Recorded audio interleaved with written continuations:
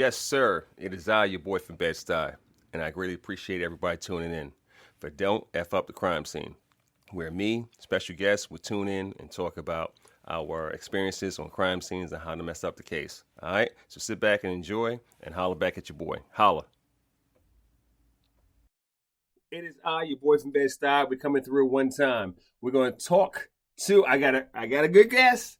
He's been on before. So this is a topic. This is not Easy Eights. So we have a topic. So we're going to jump right to it. For all my dude and dudettes, is I, your boy from Bed-Stuy. This is Don't Fuck Up the Crime Scene, and we're talking to Darren Dake. We're going to get him on in a second. Let me do this quick sponsor, and then we out, okay? So, Tomahawk Traps. Tomahawk Traps. This is Kyle Smith and the family. Live traps. If you want a humane trap that makes sure it captures the animal without hurting the animal, call Tomahawk Traps. They've been in business for a gazillion years, okay? I've been doing this for about 30 years, and Tomahawk Traps, awesome. Have a Heart Traps, awesome. Tomahawk is one I sponsor because they are good. I mess with them. I actually got animals out of traps. Never had a problem with any animals being injured. Good to go. So if you need a live trap, it'll be DCHEARST. That's DC, my last name. You'll get 10% off. Okay, 10% off. All right. So again, Tomahawk Traps, 10% off. Always put in the submitter code DCHEARST, 10% off. All right. So now I'm going to bring him in. I don't have to bring him in too much because he came on the show before. He's a frequent guest. And again, he's a friend of the show. He's a friend of the show. We're about to get him in. Darren Dake. Darren Dake, I met him when I was down at Death Conference down in Daytona with my son. We hit it off. We did a interview on the patio with a little wind blowing in the back. We had a good time. And he's law enforcement and coroner right now.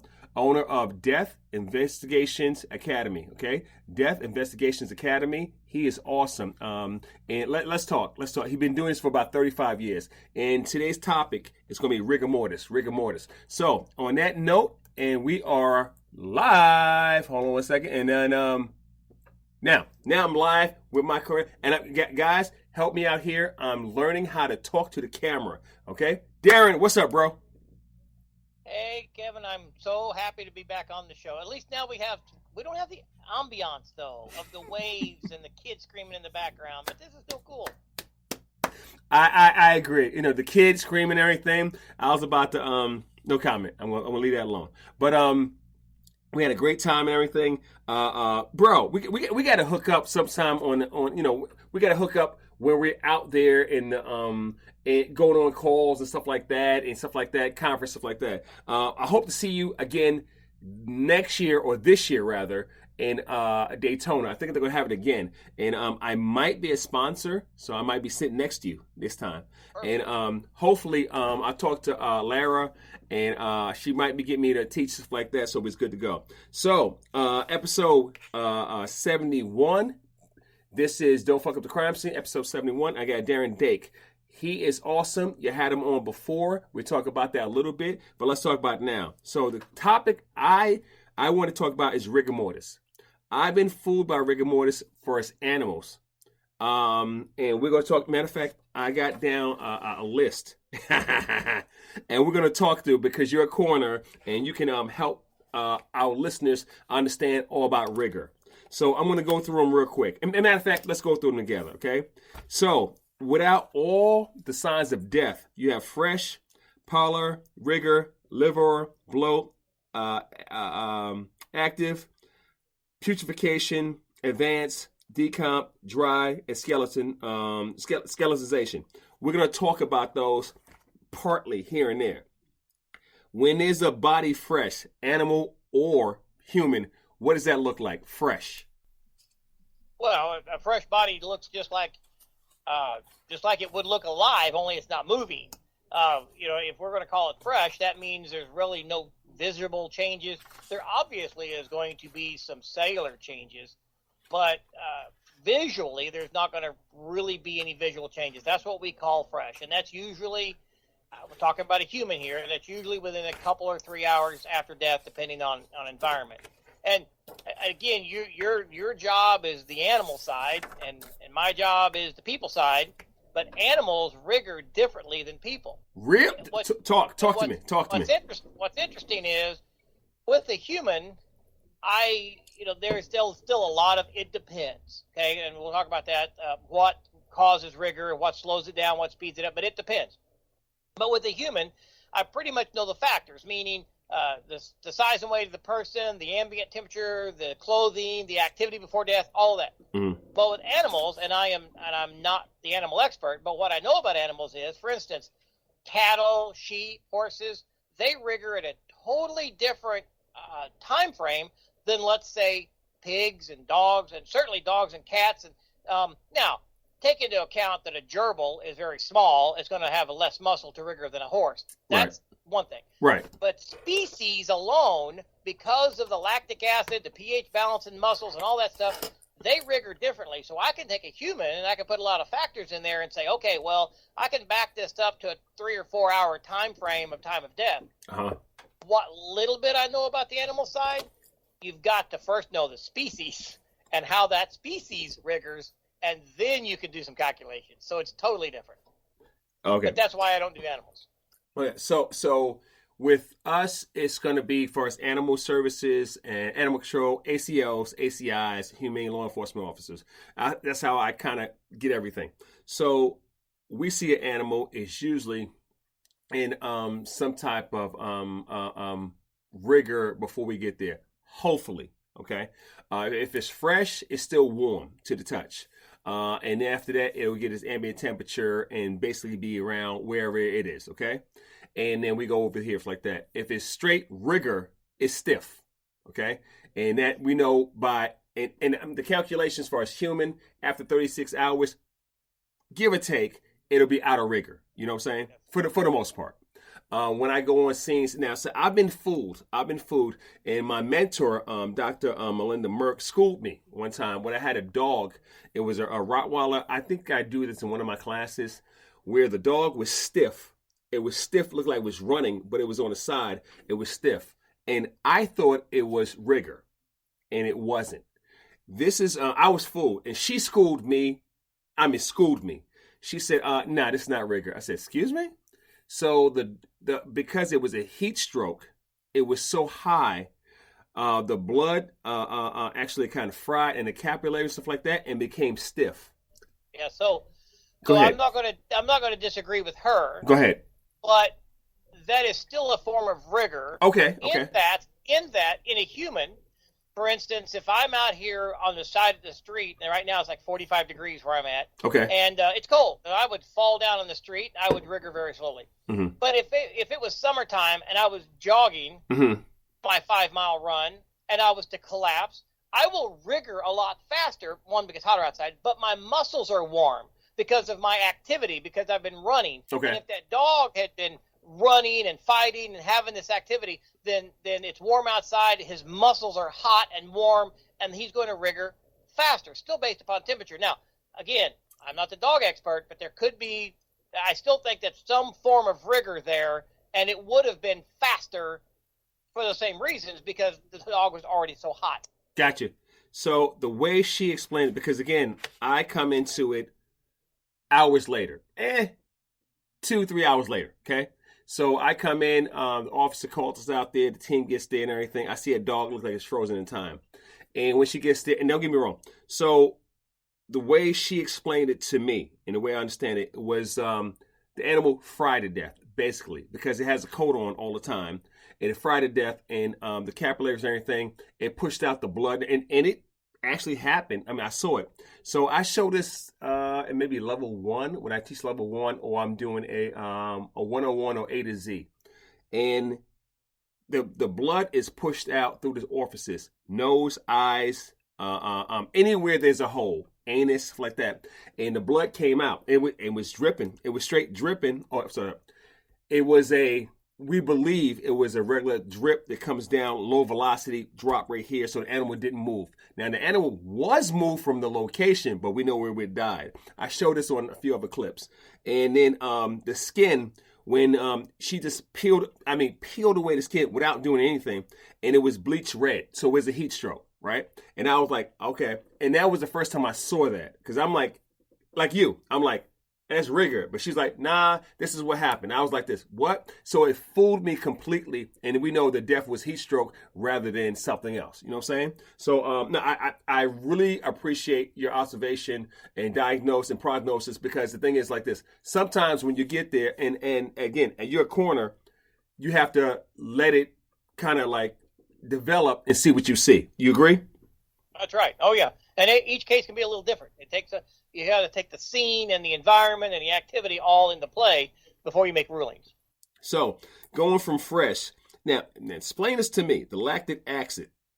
Explain, what does that do and what is that? As far as your lactic acid into your body, how is that formed with a decomp and as far as rigor mortis?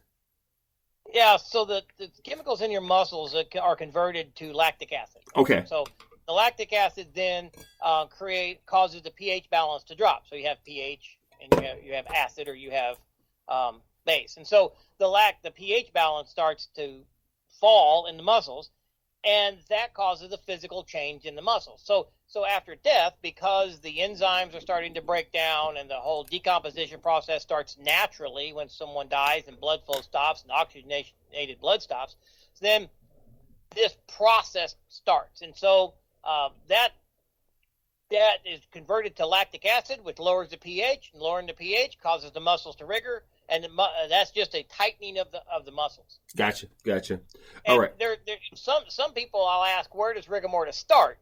And they'll say, well, it starts in the jaw and the small muscles, fingers and jaws. But really, rigor mortis starts everywhere at the same time. Really?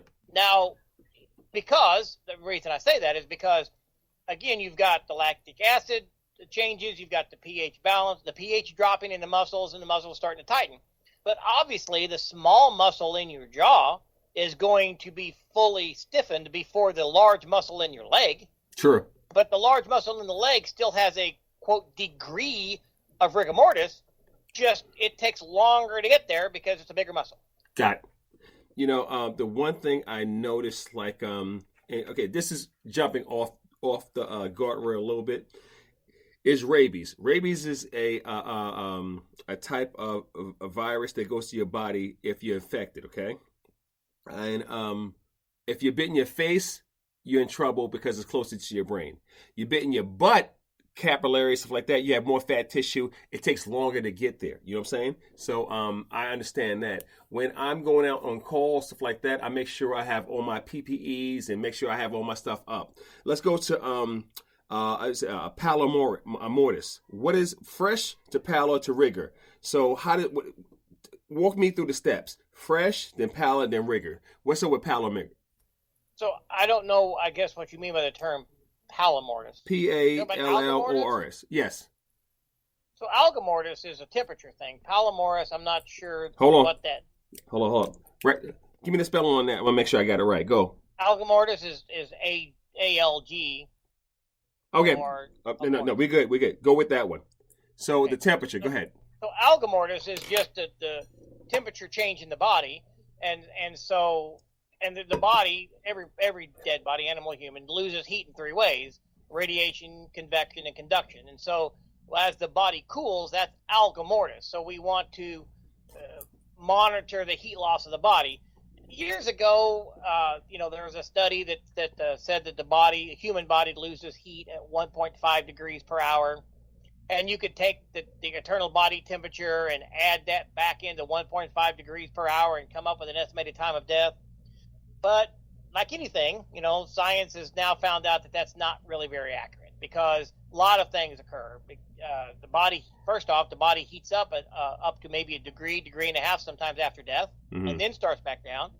And then you've got environmental temperature. I mean, if I'm dressed in nothing but my, skivvies outside in 10-degree weather, I'm going to cool a lot faster than if I'm in a big coat in July, right? Mm-hmm. So there's a lot of things come into play there. So anymore, we don't use that 1.5 degrees. But what alga mortis is good for is if you are in an environment around the 70-degree mark and the person is clothed, lightly or something like that, there can be some determinations made, but that's more so used on scene level in hypo and hyperthermia cases.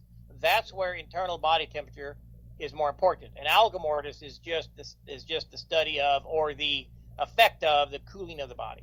Question: since we're talking about hypo and hyper, far as an animal in a car and an animal freezing outside, and I know the temperature for humans is a little bit different and everything. Far as uncomfortable, and what would you say would be for a human would be stressful, far as a human in a car or freezing to death? Hypo and hypo. So freezing to death would be hypothermia. Right. And what was the question? And what causes it? Or I No. forgot. No. What would be the stressful point? Because for us animal control, we get these calls where animals are in hot vehicles. Then we get these calls where animals are in a vehicle and it's cold. What would be, you say, a good temperature, or when an animal should be stressful for us to breach exigent circumstances to go in? Well, so it depends on the temperature of the car, and that's going to be difficult maybe to determine. Right. But, car temperatures can be, 20, 25 degrees above the ambient temperature. Right. Outside. That depends on the tinting of the windows, of course, because that does help a little bit. But without much tinting and with sunshine directly in there, it can be 25 degrees or higher. So you figure if it's 90 outside, you're looking at, 115, 120 degrees inside that car. Right. That is definitely, depending on the dog, depending on the child, the person, it definitely could be a hyperthermia case. Now, but that doesn't mean necessarily that if it's an otherwise healthy adult that's outside in 120 degrees, that we would necessarily die of hyperthermia. It would depend on our activity. It would depend on other factors. But children in car seats, again, they're strapped in that car seat. The car seats also act as an insulation, and which means the sun bakes in there and their body temperatures just rise. Same thing with the dog. And of course, again, I'm not the animal guy, but a dog can withstand the cold a lot longer than a baby can withstand the cold. And is that the same thing with heat? Well, no. So again, I'm cautious here because I don't want to speak expert on dogs, but I think the heat would affect the dog quicker than what a cold would. Right? Okay. I mean, we've seen, for instance, I got a little pit bull lives in the house, and she's a very pampered little pit bull, but it can be 20 degrees outside, and she goes outside to go to use the grass, so to speak. Oh my God, she wants to stand out there and play. I'm freezing, right? She's like, I'm good. I'm cool. It's 20 degrees, but I'm good. Let's run around. Well, she doesn't seem to be as cold because of the way their body temperature and the way the coat works. Right. But now, the hot's a little different.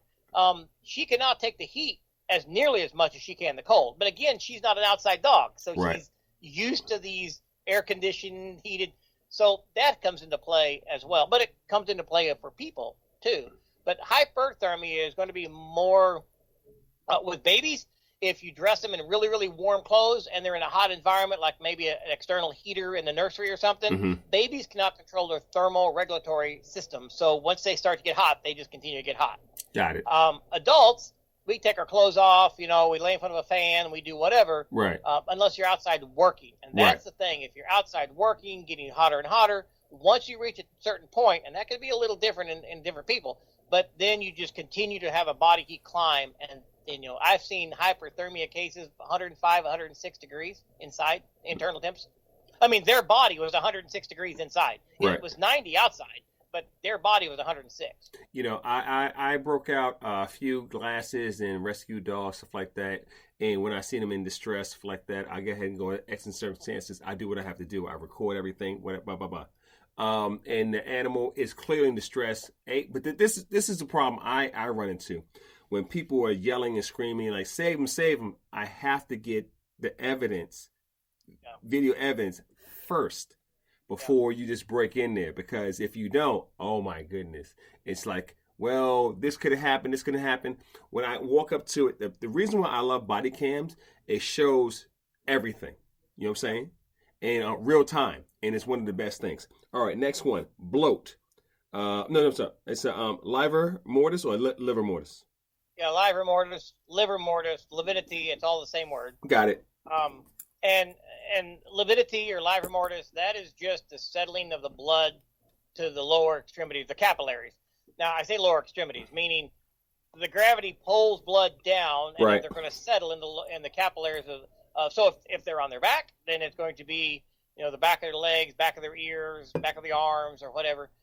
If they're standing up, if they're hanging like in a closet because they committed suicide or whatever, then you're going to have a lot more like in the hands and the feet, like below the knees and things. So just think about the gravity. This allows the blood to pool. And then it's, time is dependent on activity and temperature. So in a death investigation for humans, everything is based upon 70 degrees. That's kind of the landmark that we use, 70 degrees. If it's hotter than 70 degrees, everything speeds up. Rigor mortis, lividity, alga mortis, putrefaction, everything speeds up. If it's colder than 70, everything slows down. And so, the lividity might take a lot longer if it's 50 degrees outside or 50 degrees in the environment that they're in. Question for you. Matter of fact, we're on that question. We'll come back. Bloat. About when does bloat happen? About? Generally around 4 days. They'll probably be bloating around 4 days. At least after two. After two, right? After two. Oh, well after two. Okay. But however, a caveat. Go ahead. It hasn't been been a year or two ago. There was a gentleman that we know is alive at 6 a.m. and he was found at 5:30 p.m. in his mobile home, and he was full bloat. But it was summer. It was summertime in Missouri, and it was a mobile home with little to no airflow. It was like 90-some degrees outside. There was a ceiling fan in his bedroom, but all that was doing was causing a convection oven of heat. And because it was like 100-and-some degrees in his bedroom, he bloated really fast because he went through the decomposition process faster. I got because you. he was in a convection oven. I got you. So there's where walk in there and say, you seen him at 6 o'clock this morning? Well, what's the environment? What's around him? Could this be possible? Well, yeah, it could be possible because of these factors. Now, not if it was in an air-conditioned apartment, at 70 degrees. No. So I had the Michigan trifecta. They hit me up with a case. I can't share it yet. It's dispositioned, but I can't share it yet as far as pictures. But it was a individual who died of natural causes, and the dog ate his whole entire face off, ears and stuff like that. And usually for us, for animal enthusiasts, we don't see a dog eating somebody within about 2 or 3 days. Cats might eat the lips, stuff like that. Dogs might try to wake them up, see whatever bites, but you don't see full.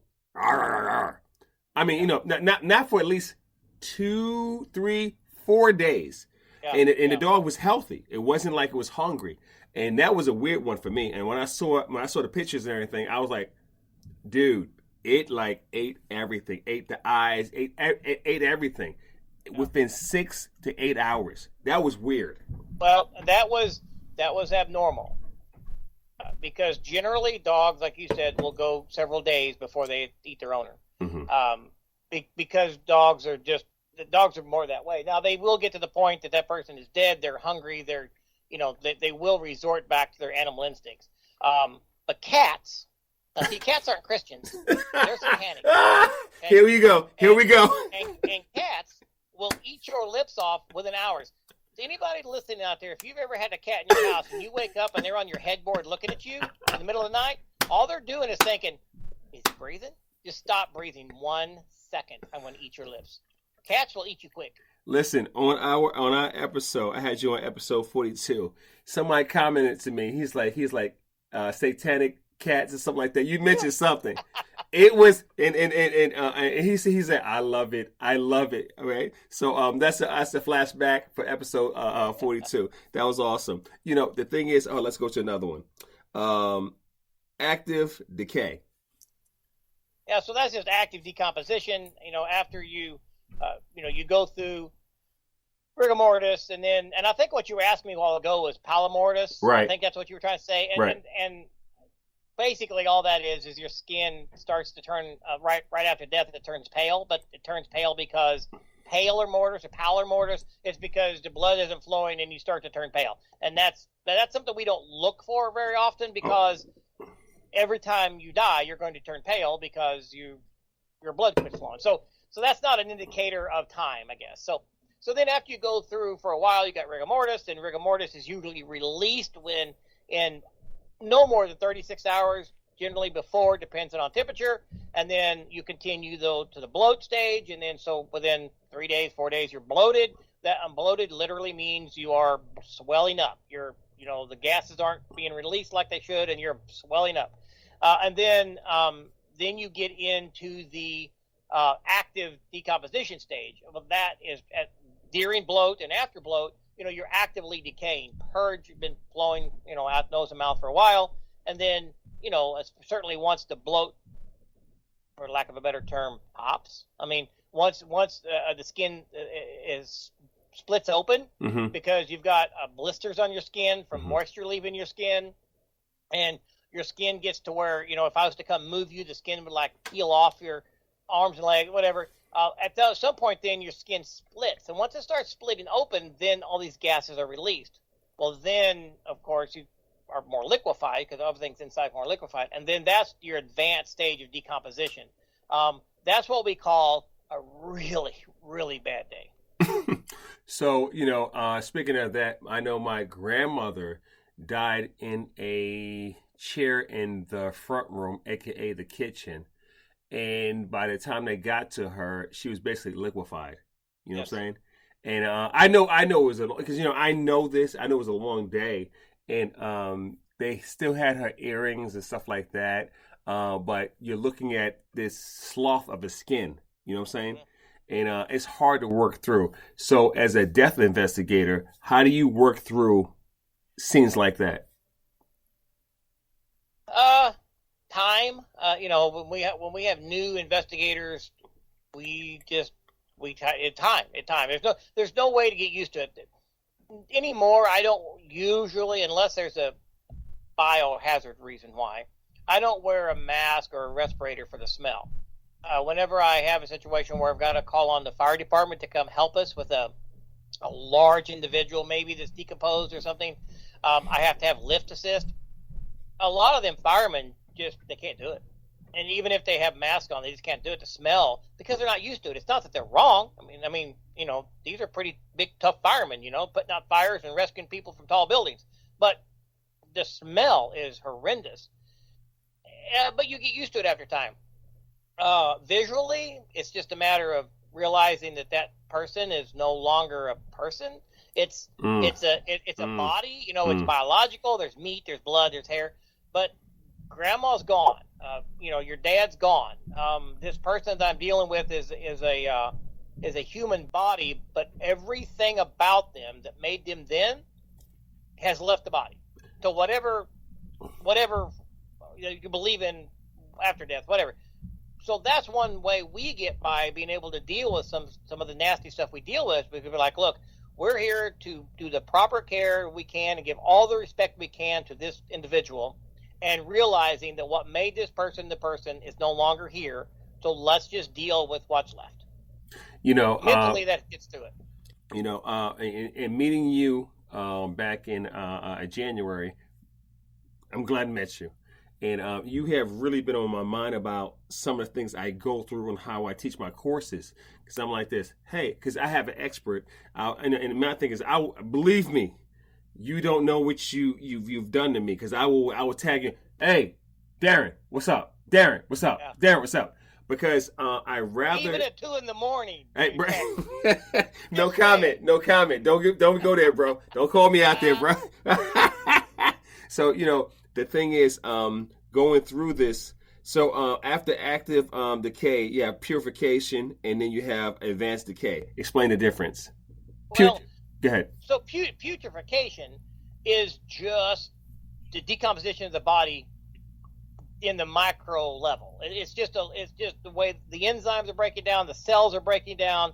All of the natural flora of the body just breaks down and becomes liquid. Got it. And a lot of this, it starts in the gut, because there's a lot of, you've seen pictures, you've seen dead bodies, humans for sure, where in the lower right quadrant of their abdomen, it's going to be turns green faster than other areas, because there's a lot of bacteria in that part of the gut. And so all the bacterial gut serves to start eating itself. And so that's putrefaction. And that's basically a layperson's example is that's the liquefaction of the body in one sense. I like that. For us, so I'm a big ophthalmology guy, big bug guy. I got that from Dr. Bird, Lara Sutton, and Dr. Merck, stuff like that. When it's a closed off room and you don't have bugs coming in, is the decomp different? And when you have bugs coming in, how is it different? So without bugs, it's just going to go through the natural process of decomposition. You'll bloat, you'll liquefy, and then eventually you'll be dry bones, dry skin. A lot of times, depending on your environment, the skin will just dry around the bones, but there's no soft tissue left. And a lot of that has to do with the temperature of the room and how you're clothed. Mm-hmm. So if you're in a room that's 40 degrees constant, that's going to take a long time for you to really change. If you're in a room that's hot, then it's going to be quicker. Now, the only thing that bugs do, and mostly with bugs, we're talking about blowflies, which create maggots, and the baby blowflies. There's a lot of if you can determine when the flies had access to the body, then entomologists can back that up to what they find on the body as far as the size of the maggots, the species of the maggots, any live flies you can collect, and they can back up and tell you, well, the blowflies had access to the body before noon on Tuesday. Right. Now, it doesn't say they were dead at noon on Tuesday. Right. They could have been dead inside a home for a day, and then you drug him outside. Right. So that may be the situation. But I know of cases where we've had, we know a person came out missing. We know when his baby mama shot him. We know he was with her. And we know when we found the body, when she finally confessed. 28 days. In 28 days, the maggots had completely had consumed every bit of his soft tissue. He was still fully clothed, laying in the woods exactly like he fell, but he was nothing but bone. Now, there was a little goo underneath him in the grass, but all the soft tissue had been consumed by the maggots in 28 days. But again, 28 days in August in the Midwest is very hot, very humid, and that is the best nursery for baby maggots is hot and humid. I fell in love because one of my mentors, Dr. Merck, got me in love with it, and Jason Bird. I went down to University of Florida. I had to do their clandestine, grave digging, stuff like that. I fell in love with the idea of understanding time of death or a roundabout based on the life cycle of whatever species, blowfly. And then I'm like this, okay, and you can count backwards. So you go back in time. And depending if it's underground, if it's frozen, stuff like that, and it really, really depends, like you said. And the one thing I learned about Lara was a total, I got it somewhere, because I keep so many sticky notes. I don't know if you're a sticky note person. I have sticky notes like everywhere, okay? Because, I'm getting old, right? Don't go there. But, all right, decomp or rotting. What does that look like after decay? Decomp or rotting? Well, again, that's just kind of the same word for the same thing we talked about. Once putrefaction takes over, and between bloat, putrefaction, you're just rotting. I mean, that's a bad term when we're talking about a human being, because we're talking, grandma's rotting. Well, we try not to use that word because that does not sound compassionate. But obviously, if you was to take a ham and throw it out in the yard and watch it for 3 or 4 days, that's exactly what's going on to your body. It's just rotting, it's decomposing and rotting. So this is what I did with I had a case. This is several years back, probably about 15 years ago. So Jim Crosby, who just got his doctorate, so he's Dr. Jim Crosby now, and he got me into collecting heads. Okay, let me explain. Dog heads, not human heads. Okay, because I don't want you to look at me like, okay, I know you had a fetish, but not for that. Okay, so I have a mummy in downstairs. I have a mummy. I have a few heads like that. So I used to collect, if possible, off my most egregious dog bites or dangerous animals like that. Once the animal was, surrendered and stuff like that, I would actually say, hey, after the animal was euthanized, can I get the head? Is it for a trophy? No. I would measure the bite radius, stuff like that, or odontologist, stuff like that. I would get everything, and I collect heads. This is all from Jim. This is not me. I'm not that crazy guy, Darren, okay? So don't look at me like that. So I have a whole bunch of heads over here, and I did exactly what you kind of what you said. So I took the heads off cane corsos, pit, all types of dogs, and I put them in a cage, and I left them in the in the woods for about 30 days.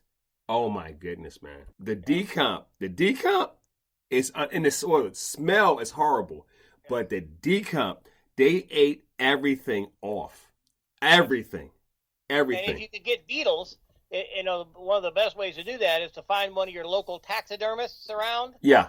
And ask them if they got a beetle tank, and if they do, tell them it's legit police work or investigative work. Can you throw a dog head in there and because they got to feed their beetles, and so the beetles will have that cleaned off within a couple of days. I mean, for just a few days. I mean, clean. I mean, like clean. No. So I didn't know, right? So I have it like that. Skin gone, everything's gone, right? So I had to talk to Jim about because again, I'm a investigator. I'm not an odontologist. I don't know teeth. I'm not a forensic dentist, okay? I don't know teeth like that. Dude, they ate everything. So when I moved it, some of the teeth fell out. Not the canines, not the incisors, but some of the teeth fell out. So I was like, yo, he's like, yeah, you have to glue them back. I was like, is this normal? He's like, oh yeah.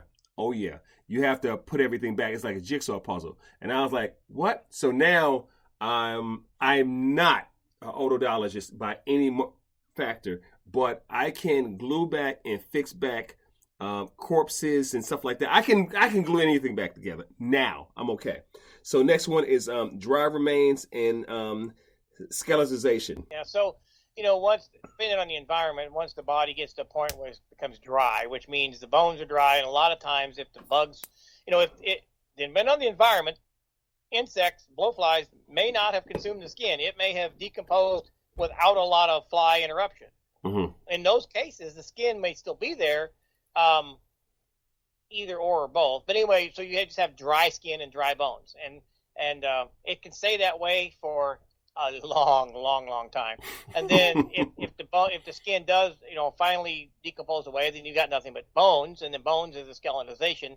But there's a lot of times without animal degradation or insect degradation, depending on the environment, the skin will remain on the bones even though there's no muscle, there's no soft tissue, there's no organs, there's no nothing.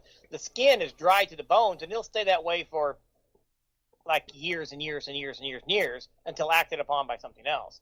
So especially in a cool, dry environment. In a cool, dry environment, body's going to mummify pretty fast, which means it changes the decomposition process. So I have a mummy in the back, and I should have kept, but I wasn't thinking. I had a dog in a closet. This is many years ago. It was a mummified husk of a boxer. It was nothing there except the husk and the skin, the vertebrae, stuff like that. It was perfect, pristine. And I didn't get it because I wasn't thinking. And because I had the suspect, I had the body, stuff like that. So I was processing it. But like now, when I'm teaching, and so the craziest thing is, and everybody thinks I'm weird. All right, I know they think you're weird. But I have so many. I don't want to call them trophies, but I have so many things from my investigation days that people are like, why do you have that in your house? So I'm not a feet guy, okay? I'm not my fetish is not feet. My fetish is collecting odd things in different cases. Like for me, I collect thousands upon thousands of dangerous animals where fatalities, dog to human. Matter of fact, let's skirt. Hold up, we got a few minutes. Let's skirt because we got through those. I got through all that. Skirt. How many death investigations was the victim? I'm sorry, the perpetrator or the perpetrator suspect was a dog that you had to work with. Dog's the killer. Oh, 35 years, I think one. Are you serious? Yeah, I've consulted on some counties next to us that's had more. Yeah.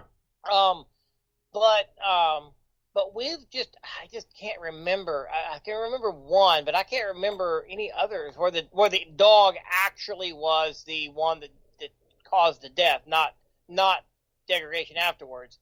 But like I said, some counties next to us have had more, and I've consulted with some of them. But hey, we're hillbillies down here. Our dogs, we don't let our dogs kill us. Okay, we're gonna shoot that dog before he kills us. I'll guarantee you. But now there's some other counties next to us where their dogs aren't as under control as ours are. Okay, so I've worked for death fatalities by dog, and I helped with several more, and it's on the rise. It's death by dog is on the rise. For all your coroners and stuff like that, pathologists, stuff like that. This is a hypothetical. You can choose and not choose. What do you think the reason for the rise in death by dog? Now, outside of being a hillbilly, able to handle it yourself. Go ahead. Oh yeah. You never find a hillbilly dying by the dog. I'll guarantee you. It's always the city folk that can't control the dog. So I mean, you're asking me what I think would could attribute to the rise in that. I guess I would have no idea unless it would just be that more people are trying to have these a little bit more dangerous dogs, so to speak, but are not training the dog. Because like I said, I have a pit bull in the house, right? Mm-hmm. And she is an American Stafford pit, and one of the pit bull breeds, and she has every look and act as a pit bull. But she would not. I mean, she rolls around the floor with my babies, my grandkids. I mean, she doesn't have an aggressive bone. She doesn't have an aggressive bone in her body, except to another dog. As long as the other dog is okay, doesn't hurt her. But she's like, okay, I'll play with you. But if you bite me, I kill you, right? She's like, I won't start it. She's like, I will not start it. But if you start it, bitch, you're dead. I won't start it, but I'll finish. Yeah, and she's done that twice. But in our yard, and the neighbor's dog has come over and picked the fight with her, and she's tried to back off from the fight. Well, the neighbor's dog decided to exert her, had pups, and I guess was just trying to tell my dog that she was boss. Well, you're in my yard and my dog's on its lead out there peeing.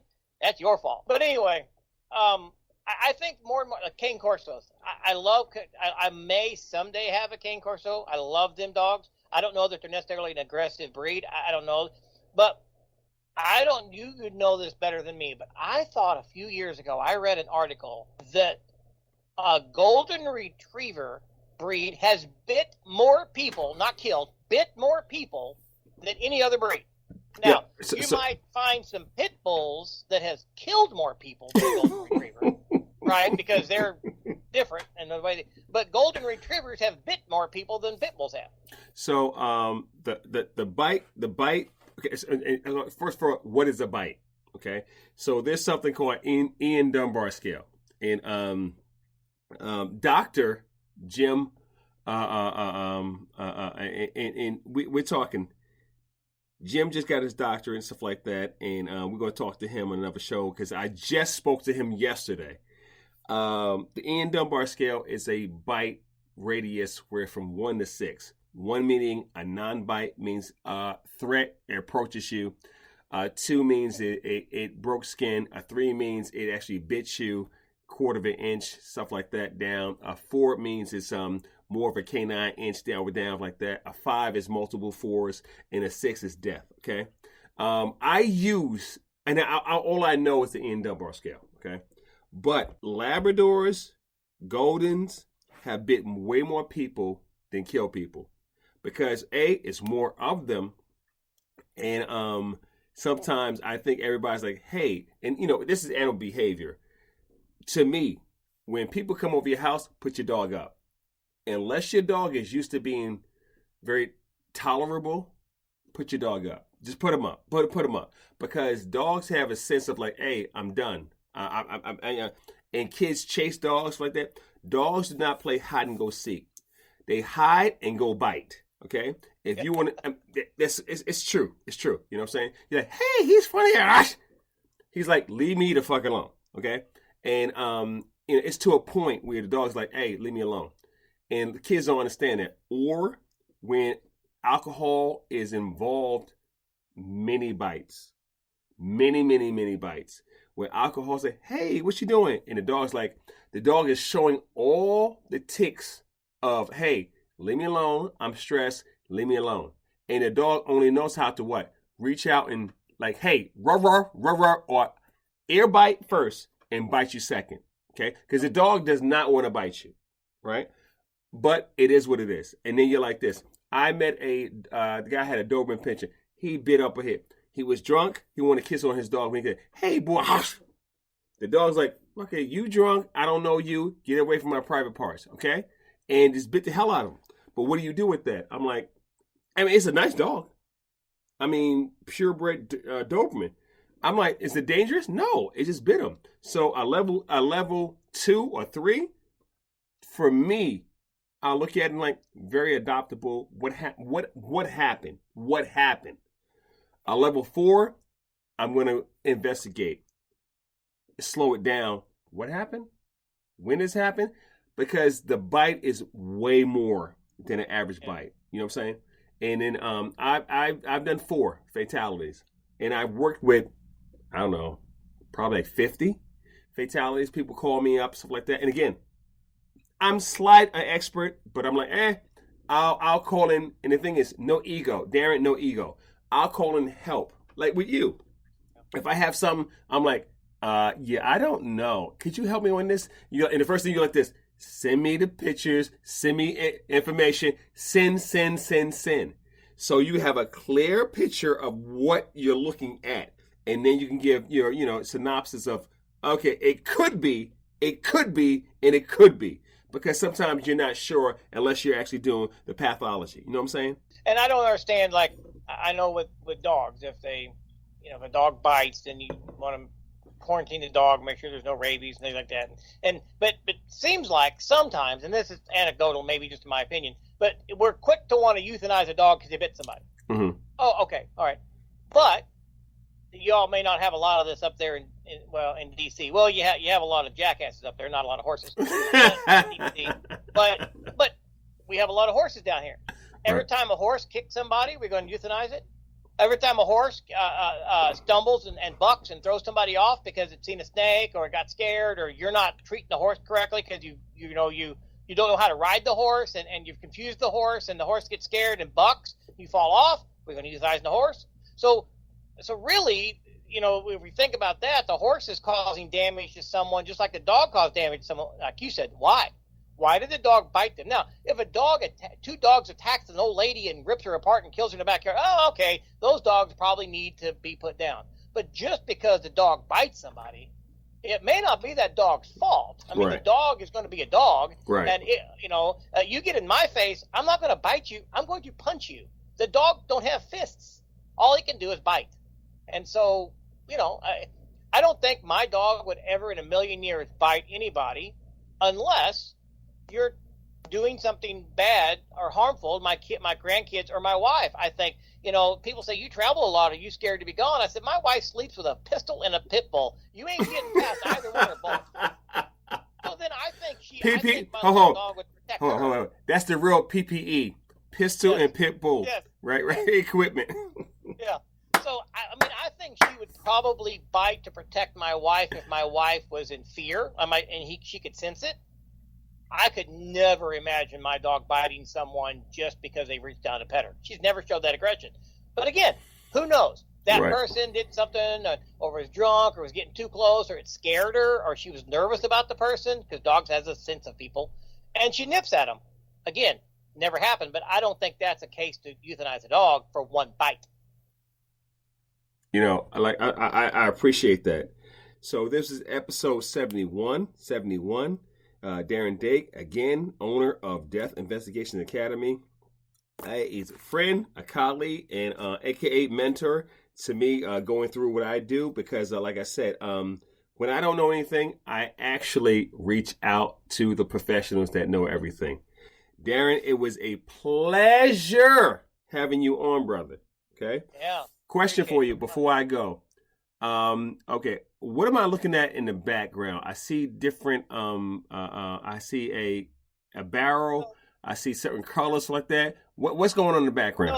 So the barrel is full of change. I've been seeing how many years it takes to fill the barrel. Okay. I'm not going to give you my address. I'll give it to you, but I'm not going to give it to the world. So over here, you on the other side, you see it looks like a fence post and some grass or whatever. Right. I don't know if you see there's a deer skull there. Okay. I see it. European, skull with antlers. And then the rest of it's just stuff. There's a doll head back there from an old doll that we used to use for reenactments, but the eyes turned red, so I popped the head off. Okay. And we've got one real skull and one fake skull up there, and I don't. Oh yeah, I see. No, I was just wondering because I was like, okay. I don't have my. There's a lot of different stuff back there. Yeah, I don't have mine. I just have my collage of my Marvel stuff. I have my sound barrier. I have all my blankets up because I try to make sure there's no reverb. Yeah. I'm trying. Yeah. Back and forth. Well, Brother. I've got that in here. See, I've got sound things there, and then I've got sound things on my ceiling. This is the house or is this your office? Oh, this is our office. Okay. I was about to say. Yeah, I'm at the house. So, hey, let me know. Let's do this again because this was very informative to my listeners, to everybody, and do that, stuff like that. Let's talk. Darren, I appreciate you, brother. You need anything? Hit me back. Absolutely. All right, brother. Talk to you later. See you. And that's a wrap. Greatly appreciate everybody tuning in. It was a pleasure. I always have fun talking my stories and all that good stuff. So again, tune in to DFUTCS.com. Don't F up the crime scene. Holla back at you guys later.